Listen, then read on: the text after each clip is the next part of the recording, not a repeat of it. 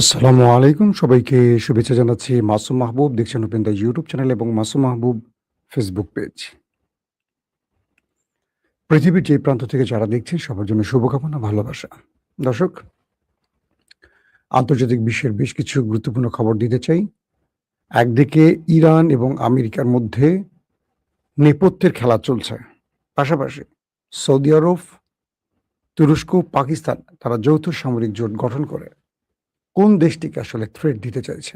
নানান রকম প্রশ্ন আসছে, সৌদির ব্যাখ্যা আসছে, ইরানের ব্যাখ্যা আসছে। সবকিছু মিলে মধ্যপ্রাচ্যের জটিলতা বাড়ছে, কমছে না। দর্শক, মার্কিন প্রেসিডেন্ট ডোনাল্ড ট্রাম্প বলেছেন, ইরানের সঙ্গে পরিস্থিতি ভালোই চলছে। গুড। জয়েন্ট বেস অ্যান্ড রিউজে সাংবাদিকদের তিনি জানান, মার্কিন বাহিনী হরমুজ প্রণালীর সম্পূর্ণ নিয়ন্ত্রণে রেখেছে। বুঝছেন কত বড় ডাহা মিছা কথা। সতর্কবার্তা উপেক্ষা করার পর একটি ইরানি বন্দরের দিকে যাওয়ার চেষ্টাকারী পানামা পতাকাবাহী একটি পণ্যবাহী জাহাজের স্টিয়ারিং গিয়ারে দুটি হেলফায়ার ক্ষেপণাস্ত্র নিক্ষেপ করে মার্কিন বাহিনী সেটাকে অচল করে দিয়েছে। হরমুজ প্রণালী পুনরায় খোলার আগে ইরান মার্কিন যুদ্ধ ও অবরোধ সম্পূর্ণ অবসান, জব্দকৃত সম্পদ মুক্তি এবং একটি আঞ্চলিক যুদ্ধবিরতির দাবি জানিয়েছে। ইরানের সর্বোচ্চ জাতীয় নিরাপত্তা পরিষদের সচিব মহসেন রেজাই বলেন, সব শর্ত পূরণ না হওয়া পর্যন্ত প্রণালীটি মানে হরমুজ প্রণালী বন্ধ থাকবে। দর্শক, একটি সাবা সংবাদ সংস্থার তথ্য মতে ইয়েমেনের হুতিরা বাব আল মানদেব প্রণালীতে সামরিক সরঞ্জাম বহনকারী একটি সৌদি জাহাজকে লক্ষ্যবস্তু বানিয়েছে। অর্থাৎ সামরিক অস্ত্র বোঝাই করা একটি জাহাজ সৌদি আরবে সেটাকে উড়িয়ে দিয়েছে ইয়েমেনের, অর্থাৎ ইরানের প্রক্সি বাহিনী, ইয়েমেনের হুতি বাহিনী। পাশাপাশি কাতার জানিয়েছে, হরমুজ প্রণালী নিয়ে নৌ চলাচলের ভবিষ্যৎ নিয়ে ওমান ইরানের মধ্যে আলোচনা ভালোই অগ্রগতি হয়েছে। পাশাপাশি মার্কিন ইসরায়েল যুদ্ধ বন্ধ এবং হরমুজ প্রণালীর অবরোধ মুক্ত করার মধ্যস্থতা প্রচেষ্টা অংশ হিসেবে ইরানি কর্মকর্তাদের সঙ্গে আলোচনার জন্য পাকিস্তানের স্বরাষ্ট্রমন্ত্রী মোহসেন নাকভি ইরান সফর করেছেন। দর্শক, আসেন এবার আপনাদেরকে কয়েকটা খবরের বিশ্লেষণ তুলে ধরার চেষ্টা করছে। ট্রাম্প জোর দিয়ে বলেছেন যে পুরো হরমুজ প্রণালী তাদের কন্ট্রোলে আছে, এটা ইরানের হাতে নেই, এটা আছে এখন আমেরিকার হাতে। তার উত্তরে ইরানের ব্রিগেডিয়ার জেনারেল হোসেন মেহবিব মঙ্গলবার উল্লেখ করছেন যে ইরান ইরাক যুদ্ধের সময় পারস্য উপসাগরে যুক্তরাষ্ট্রের ১০০টিরই বেশি যুদ্ধ জাহাজ ছিল।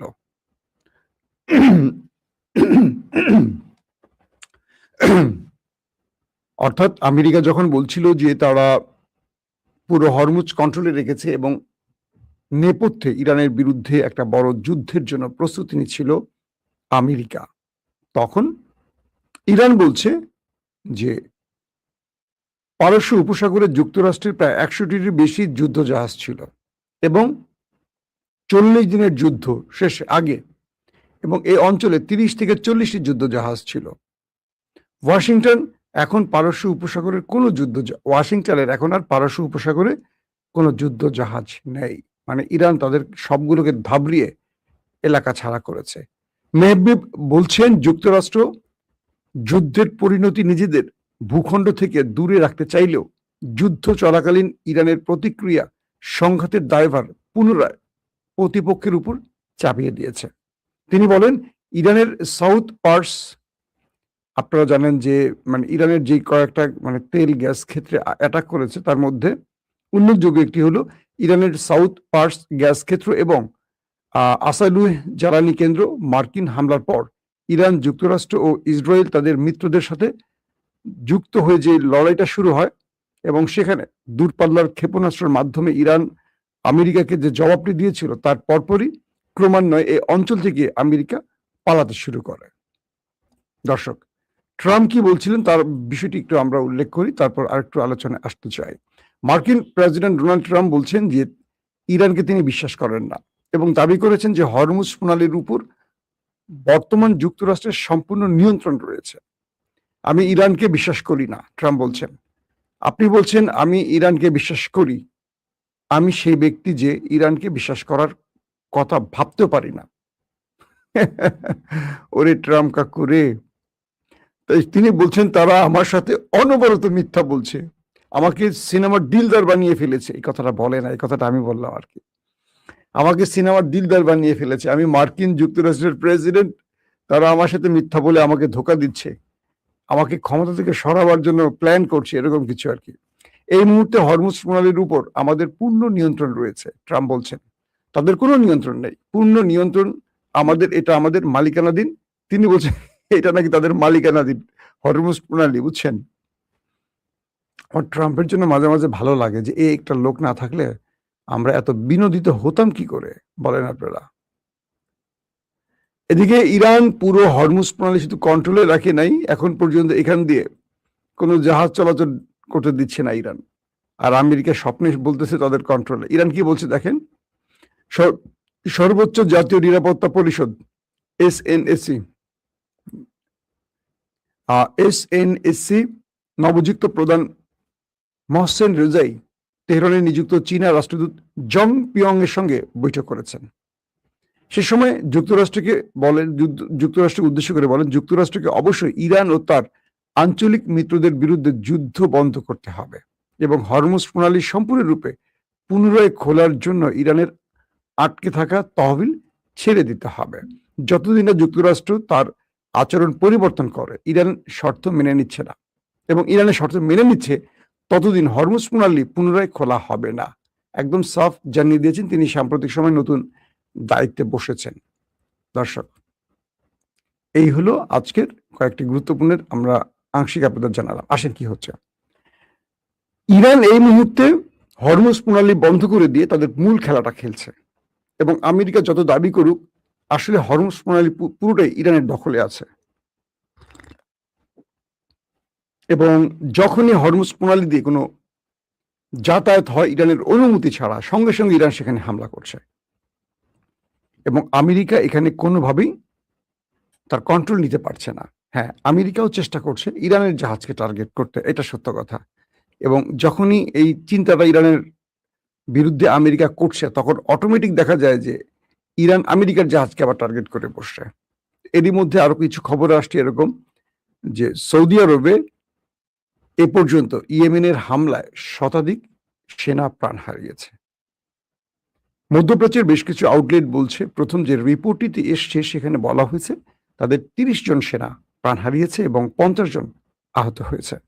পরবর্তী আরো বেশ কিছু আউটলেট এবং পশ্চিমা দুনিয়ার আরো কিছু গণমাধ্যম বলছে যে হুতিদের হামলায় সৌদির ৬০ জনের বেশি, বুঝতে পারছেন, ৫০-৬০ যেটাকে আমরা বলি, ৬০ জনের বেশি সেনা চলে গেছে বিশেষ জায়গায়।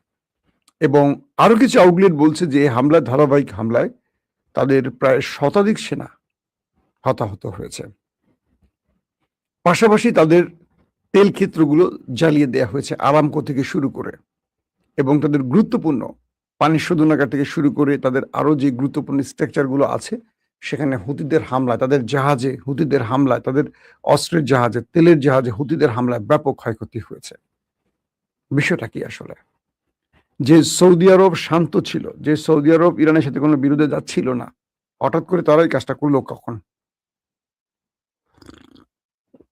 যখন আয়াতুল্লাহ আলী খামেনির জানাজা শেষ হলো, তার পরপরই হুতিদের একটা প্রতিনিধি দল ইয়েমেন থেকে ইরানে আসে এবং তারা যখন সানা বিমানবন্দরে নামতে যায়, তখন সেই সানা বিমানবন্দর রানওয়ে লক করে দেয় সৌদি আরব এবং দুই দেশের মধ্যে উত্তপ্ততা বাড়ে এবং সানাতে হুতিদের বিমানটিকে টার্গেট করে হিট করে সৌদি আরব। পরক্ষণে সে বিমানটি অন্য একটি শহরে গিয়ে নামে। এরপর হুতিরা প্রতিশোধ হিসেবে সৌদির উপর টার্গেট করে। এটা হলো তাদের স্টার্টিং যাত্রা। এরপর ইরানের কিছু মিলিশিয়াদের টার্গেট করে সৌদি এবং আমেরিকা একযোগে হামলা করে। এর উত্তরেই ইরান পাল্টা জবাব না দিলে তার প্রক্সি হুতিদের দিয়ে সৌদিকে মোটামুটি নাচিয়ে তুলেছে। সৌদি আরব এখন হুতি বা ইরানের ভয় বলা যায়, তারা আমেরিকার বলয় থেকে বেরিয়ে এমন একটি বলয় চুজ করছে, অর্থাৎ মুসলিম ব্লক। কারণ আমেরিকা ব্লকে যখন ইরান হামলা করে, বিশ্ব এটাকে অ্যাপ্রিসিয়েট করে, তাই তারা পাকিস্তান বা তুরস্কের মতো দুটো শক্তিশালী দেশকে তাদের পাশে আনছে এই ইস্যুটি আমাকে অনেকে প্রশ্ন করেছেন। এটা নিয়ে আমি আজকে বা কালকে আমাদের তুরস্কের কি বলে টিআরটি ওয়ার্ল্ডের সাংবাদিক ওয়ালিদ বিন সিরাজের সাথে একটা লাইভ করবো। আমি মাঝখানে একটু সফরে ছিলাম, তা ৩-৪ দিন কোনো ভিডিও দিতে পারিনি। অলিদ ভাইয়ের সাথে আমার টেলিফোনে বারবারই কথা হচ্ছিল। দুজনের টাইম সেট করেও আমি আসলে সময় দিতে পারিনি। তো আমি আবার কালকে আরেকটা জরুরি কাজে বের হব। চেষ্টা করব ওই সফর সময়টার মধ্যেই আপনাকে আপডেট সংক্ষিপ্ত হলেও খবরগুলো পৌঁছে দেওয়ার জন্য। কারণ আপনারা মুখিয়ে থাকেন খবরের জন্য। আমাকে অনেকেই কমেন্ট করেন এরকম যে, "মাসুম ভাই আপনার জন্য খুব টেনশন হচ্ছিল। দোয়া করছিলাম, নামাজ পড়ে দোয়া করছিলাম।" আমার না মানে এই কথাগুলো এই কমেন্টগুলো যখন পড়ি আমার চোখ ভিজে যায় যে মানুষ মানুষকে ভালোবাসে এভাবে। এই পৃথিবীতে নিঃস্বার্থ ভালোবাসা পাওয়ার মানে সবার সৌভাগ্য হয় না। আমি কালকে থেকে আমি অনেকগুলো কমেন্ট পড়েছিলাম। মাসুম ভাই আপনাকে ২ দিন পাচ্ছি না, ৩ দিন পাচ্ছি না, ৪ দিন আমাদের টেনশন বাড়ছিল। আমরা দোয়া করছিলাম আপনার জন্য। আসলে আমার আর কিছু লাগবে না। আপনাদের কাছ থেকে যে ভালোবাসা পেয়েছি, সবচেয়ে মূল্যবান জিনিস হলো দোয়া। এই দোয়াটা সবার ভাগ্যে জোটে না। আমি চেষ্টা করব আপনাদের কমেন্টগুলো পাওয়ার পর আমার মনে হচ্ছিল যে আমাকে আরেকটু সিরিয়াস হতে হবে। সফরের মধ্যে কষ্ট হলেও একটু করে হলেও আপনাদের সংক্ষিপ্ত খবরগুলো আমার দেয়া উচিত। আমি ইনশাআল্লাহ কালকে থেকে হয়তোবা আবার সফরে বেরোবো। আমি আপনাদেরকে আবারও আপডেট খবর দেওয়ার চেষ্টা করব। প্রতি মুহূর্তে যে খবরগুলো আসবে আমি দেব, সংক্ষিপ্ত হলেও দেব। হয়তো শুনতে বুঝতে একটু কষ্ট হবে আপনাদের। আমি কখনো গাড়িতে থাকবো, কখনো হোটেলে থাকবো। এইজন্য বললাম। তো এই মুহূর্তে ইরান এবং আমেরিকার মধ্যে যে মূল খেলাটা, পাকিস্তানের স্বরাষ্ট্রমন্ত্রী এসছেন, ইরানের সাথে কথা বলেছেন। ওমান ইরানের মধ্যে আলোচনা চলছে। কাতার যেটা বলছে, এই মুহূর্তে ইরান তাদের ৪ টা শর্ত তুলে দিয়েছে আমেরিকাকে। যেটা আমি লাইভে শুরুতেই বলেছি আপনাদের। এই শর্তগুলো যদি আমেরিকা মেনে নেয়, তাহলে চুক্তিটা আবার হবে, হরমুজ খুলে দেবে। ইরানের সাফ কথা, আমাদের যে লাস্ট ৪ টা শর্ত আছে, যদি ৪ টা শর্ত আমেরিকা না মানে, হরমুজ আর কখনো খোলা হবে না। আমেরিকা যা করে করুক, হরমুজ বন্ধ। আর আমেরিকা যদি শর্ত মেনে নেয়, এখনই হরমুজ খুলে দেয়া হবে।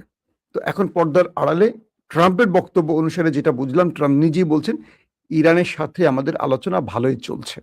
যদিও আমি ইরানকে বিশ্বাস করি না। এটা হচ্ছে মার্কিন প্রেসিডেন্ট ডোনাল্ড ট্রাম্পের বক্তব্য। বিশ্বাস না করলেও আলোচনা চলছে।